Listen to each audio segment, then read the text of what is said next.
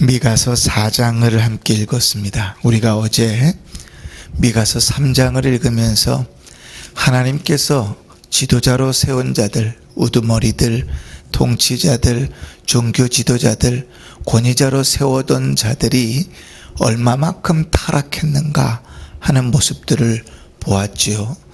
지도자들의 타락은 결국은 온 백성의 타락으로 이어지는 것입니다.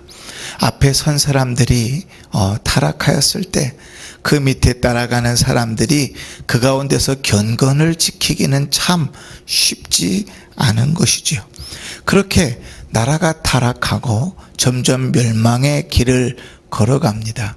이사야 선지자, 미가 선지자가 말씀을 전할 그때에 북이스라엘은 이제 멸망하고 이제 남유다도 점점 멸망의 길을 걸어가고 있는 것이지요. 그러나 우리가 이사야 선지자에 대해서도 잘 알듯이 미가 선지자, 이사야 선지자는 그 가운데서도 하나님의 회복하실 나라를 말합니다. 그 두 선지자가 거의 비슷한 시기에 활동했다 그랬잖아요. 나라의 멸망을 보면서 그 가운데서 하나님은 하나님께서 세우실 나라를 보여주시고 그 나라를 회복하실 왕 대신 예수 그리스도의 오심을 드러냅니다. 그러니 이사야 선지자와 미가 선지자는 단순히 멸망할 나라를 향하여 통곡할 일만을 말하는 것이 아니라 하나님께서 어떻게 회복시키시고 무엇을 회복시키시고 무엇을 바라보아야 하는지를 알려주시는 것이지요. 그 시작이 2절부터 시작되어 5장, 6장에 계속 이어서 나오고 우리가 너무나 잘 아는 말씀들, 예수 그리스도의 탄생과 관계된 말씀들이 이어서 등장하는 것입니다. 하나님이 회복하실 나라에 대해서 바라보고 꿈꾸게 합니다. 2절 말씀에 이렇게 말하지요. 곧 많은 이방 사람들이 가며 이르기를. 하나님이 회복하실 나라는 단순히 유대인들만의 나라가 아닙니다. 그지요? 모든 이방 나라들, 다른 말로 하면 모든 하나님께서 만드신 족속들이 회복할 나라를 말씀하시는 거지요. 모든 사람들이 가면서 뭐라고 얘기하는가? 여러분 오십시오, 오십시오. 오라, 우리가 여호와의 산에 올라가서 야곱의 하나님의 전에 이르자. 야곱의 하나님의 전은 뭡니까? 성전이죠. 자, 우리가 하나님의 성전으로 갑시다. 왜요? 그가 하나님께서 그의 도를 가지고 우리에게 가르치실 것이라. 우리가 그의 길로 행하리라 하리니 이는 율법이 시온에서부터 나올 것이요 여호와의 말씀이 예루살렘으로부터 나올 것이니라. 하나님의 말씀이 이스라엘로부터 나올 것이라. 오늘 여기 성경에 나오는 시온, 예루살렘, 그건 다 온 이스라엘 백성들을 예표하는 말들이지요. 자, 그 모든 예표하는 말들이 왜 기록됩니까? 저 뒤에 가면 그 가운데서 누가 나오기 때문에? 예수 그리스도께서 나오시기 때문에. 예수 그리스도를 요한복음 1장에는 뭐라고 말씀하시죠? 태초에 말씀이 계시니라. 그지? 온 하나님께서 만드신 백성들이 다 하나님 앞에 가서 말씀이신 예수 그리스도를 만나고 그를 통하여 하나님의 음성을 듣는 것입니다. 그렇게 회복되는 나라들을 하나님께서 보여주시는 것이죠. 그리고 이제 내일 읽을 5장으로 넘어가면 예수님께서 태어나실 때에 헤롯궁에서 사람들이 예수님이 어디서 날지를 궁리하고 구약성경을 찾다가 발견하게 되는 그 말씀을 딱 만나는 것입니다. 그러니 나라가 멸망해가는 그 가운데서 하나님은 진정한 나라, 영원한 나라, 회복하는 나라를 바라보게 하시는 것이지요. 자, 이렇게 말씀을 듣고, 자, 우리가 이제 3, 4장을 계속 읽어가면 이제 9절 말씀부터 이어지는 말씀인데, 그러면 그런 회복은 어떻게 이루어지는가? 고통의 때를 지나야 됩니다. 오늘 9절 이하의 말씀은 무엇으로 비유했냐면 해산하는 여인 같은 고통의 때가 지나가야 됩니다. 회개함이 없이는 회복은 없는 것입니다. 하나님 앞에 들고 회개하고 그 고통과 그 징계의 터널을 지나지 않고는 회복함이 없는 것입니다. 그래서 마치 해산하는 여인처럼 고통하는 때를 지나 하나님께서 말씀하시는 그 회복의 때, 그 백성들을 치유하시고 바르게 양육하시려는 하나님의 손길들이 보여지는 것입니다. 자, 그러나 이러한 고통의 때를 지나면서요, 점점점 어떤 자들은 고통의 때 가운데 마음을 더 곤고하게 하고 완악하게 하는 자들이 있습니다. 하나님의 말씀이 들려질 때에도 그 말씀을 들으려 하지 않고 굳이 자기가 원하는 대로 곤고하여 그 길을 걸어갑니다. 우리가 열왕기하, 역대하를 읽어가면서 그 모습들을 눈으로 확인했습니다. 그렇죠? 우리가 사도행전을 읽어가면서 하나님 말씀이 들려질 때 누구는 어찌할꼬 회개하는 자가 있지만 누구는 그 찔른 마음들, 속상한 마음들, 하나님께서 폐부를 찌르듯이 말씀하시는 그 음성에 마음이 상하여, 그죠? 스데반을 돌로 쳐 죽이는 모습도 보았습니다. 하나님의 말씀이 들려지지 않을 뿐 아니라 그 말씀이 내 마음을 상하게 하고 내 죄를 찔러댔을 때 보이는 반응은 두 가지로 나오는 거예요. 언제나 한결같지 않습니다. 그래서 성경을 읽다 보면 성경은 대단히 단순하면서도 사실은 대단히 복잡합니다. 성경은 늘 우리에게 아주 단순한 공식을 말하죠. 순종하면 복을 받을 것이다. 불순종하면 저주를 받을 것이다. 예수 믿으면 구원 얻을 것이다. 믿지 않으면 영원한 지옥불에 떨어질 것이다. 하나님은 아주 단순한 공식을 말합니다. 그러나 그 단순한 공식이 우리의 삶 가운데서 보여지는 내용들을 보면 하나님의 말씀이 들려지는데도 완악한 자들이 있고 주의 말씀이 들려지면 그 가운데 무릎을 꿇고 마음을 찢는 자들이 있는 것이지요. 고통하는 때가 이르릅니다. 이스라엘 백성들이 그 고통하는 가운데 하나님의 회복을 바라보게 하시고 또 남유다의 백성들이 그 죄악 가운데서 회개하기를 주님은 계속 촉구하십니다. 이사야 선지자, 미가 선지자를 통하여 하나님은 계속 왕궁에서도 백성들 가운데서도 주의 말씀을 통하여 계속 회개하도록 촉구하시지요. 그러나 그렇게 쉽게 되지는 않습니다. 마음이 점점 완악해지고 그들의 삶은 피폐해지고 그 나라는 멸망해 버리는 것이죠. 근데 여러분, 겉모습만 보면 오해하기가 딱 좋습니다. 그죠? 내 신앙은 엉망인데 내 삶은 살만하거든요. 그럼 우리는 뭐 어떻게 위로하냐면 그래도 나는 신앙생활을 잘하고 있다고 착각합니다.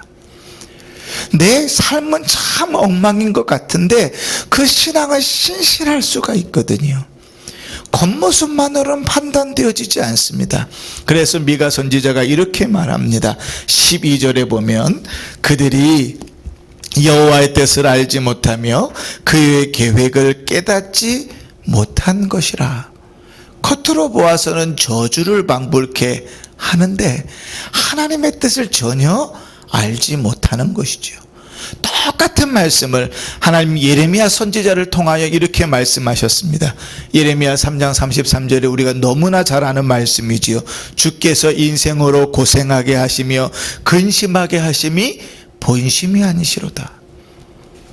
고통과 괴로움 가운데 있습니다. 나라가 멸망하여 종살이를 하고 있는데 선지자는 뭐라고 말씀하시죠? 그게 하나님의 본심이 아니야. 주님의 마음은 따로 있어. 주님의 뜻이 있어 라고 위로하는 거죠. 그런데 믿음의 눈으로 보지 않으면, 하나님 앞에 회개하지 않으면, 주 앞에 돌아서지 않으면 절대로 보이지 않는 것입니다. 믿음으로 보지 않으면 이 세계는 보이지 않아요. 자, 로마서에 바울은 이렇게 이 하나님의 지혜를 표현합니다. 깊도다 하나님의 지혜와 지식에 부요하며 그의 판단은 헤아리지 못할 것이고 그의 길은 찾지 못하리로다. 우리의 지혜가 아무리 뛰어나다고 한들 하나님의 무식함을 따라갈 수가 없지요. 근데 우리의 지혜는 늘 유한하니 하나님의 일하심을 어찌할 수 있겠습니까? 오직 영적인 눈으로 아니고서는, 믿음의 눈으로가 아니고서는 절대로 그 하나님의 뜻을 헤아릴 수가 없는 것입니다. 사랑하는 성도 여러분, 우리는 저마다 다양한 신앙을 가지고 살아갑니다. 그리고 그 삶 속에서 때로는 죄에 넘어지기도 하고 하나님의 징계를 받기도 합니다. 그러나 제가 늘 강조하지만 사람은 넘어질 수 있습니다. 이 땅을 살아가는 사람은 죄인이기 때문에 죄 가운데 꼬꾸라질 수 있습니다. 그러나 성도는 그 가운데서 회개할 줄 아는 자가 성도고, 성도는 그 가운데서 마음을 찢을 수 있는 자가 성도입니다. 저는 늘 설교 때마다 죄를 강조합니다. 왜냐하면 우리의 인생에 죄가 빠져서는 복음이 없는 말씀이기 때문에 거기서는 소망이 없습니다. 모든 설교 가운데서 예수 그리스도의 복음이 드러나지 않고는 우리는 그 복음이 없이는 살아갈 수가 없는 존재거든요. 그러니 때로는 설교를 듣는 것들이 기분이 나쁘고 싫을 수도 있습니다. 그러나 우리 하나님은 징계를 통해서 우리를 바로 세우시고 하나님의 뜻이 거기에 있음도 기억하게 하시는 것이지요. 넘어질 수 있습니다. 쓰러질 수 있습니다. 죄의 유혹 가운데 빠질 수 있습니다. 그러나 반드시 기억하십시오. 성도는 회개하는 자입니다. 성도는 돌아오는 자입니다.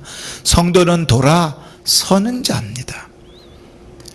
그 일을 위해서 하나님의 때로는 징계의 매를 드십니다.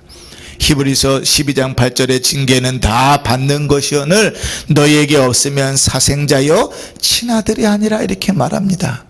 내 신앙의 삶들이 엉망으로 살아가고 있는데 하나님께서 그 꼴을 그대로 놔두신다면 그것은 하나님의 자녀가 아닐 수 있다는 반증입니다. 믿음으로 살아가지 않는데 신앙의 생활이 엉망인데 하나님께서 그 삶을 복되게 하신다면 그 길은 저주일 수 있다는 사실을 반드시 기억해야 됩니다. 성경 어디에서도 그러한 믿음의 사람은 기록되어져 있지 않습니다. 단 한 사람이라도 그런 사람이 기록되어 있으면 저를 가까이 찾아오십시오. 한 사람도 그런 사람은 없습니다. 하나님은 자기의 자녀를 때로는 징계하시고 매를 대서라도 그가 회개하고 가슴을 찢고 하나님 앞에 돌아오게 하는 것입니다. 그러니 베드로가 하나님 앞에 고백했던 것처럼 우리는 늘 이러한 고백을 가지고 하나님 앞에 나아가야 됩니다. 시몬 베드로가 대답하되 주여 영생의 말씀이 주께 있사오니 우리가 누구에게로 가리이까? 늘 주의 말씀을 사모하고 그 말씀을 붙들고 그 말씀을 품고 그 말씀을 잡고 기도하고 하나님 앞에 나아가는 것입니다. 그 말씀을 따라 내 삶을 돌이키고 그 말씀을 따라 회개하고 그 말씀 속에서 힘을 얻고 그 말씀 속에서 위로를 받으며 살아가는 것입니다. 그게 성도입니다. 우리의 삶에 성도의 흔적이 있기를 바랍니다. 그리하여 주께서 말씀하시는 대로 회복하실 나라, 주님께서 회복하시고 우리에게 허락하시는 복되신 삶을 이 땅을 살아가면서도 맛보며 사는 복된 성도들 되시기를 주의 이름으로 축원합니다. 아멘. 기도하십시다. 하나님 아버지, 주께서 우리에게 허락하신 천국의 삶들을 그냥 막연히 바라보게 하지 않으시고 이 땅을 살아가는 죄악된 우리에게 간간히 맛보게 하셔서 믿음으로 살아갈 때마다 주 앞에 예배할 때마다 그 기쁨과 즐거움이 무엇인지를 알아가게 하셨습니다. 하나님, 때로는 우리가 죄악 가운데 있을 때 주께서 징계의 매를 드시고 우리로 회개하게 하실 때에라도 늘 주께서 회복하실 우리를 바라보게 하시오니 주여 오늘을 살아가는 우리의 삶들이 그 회복된 나라, 회복된 성도의 삶을 꿈꾸며 살아가게 하시고 이 땅을 살아가면서 성령께서 우리로 맛보게 하시는 그 맛을 보며 믿음의 삶들을 살아갈 수 있도록 도와주옵소서. 하나님께서 허락하시는 기쁨과 하나님께서 우리에게 허락하시는 평안을 맛보게 하시고 주의 말씀 속에서 우리에게 허락하시는 다윗의 고백과 같은 송이꿀보다 단맛을 보며 살아가는 복된 성도들 되게 하셔서 하루를 살더라도 주의 성전에서 주를 사모하며 주와 함께 살아가는 기쁨을 누리는 복된 성도들 되게 하여 주옵소서. 예수님 이름으로 축복하며 기도합니다. 아멘.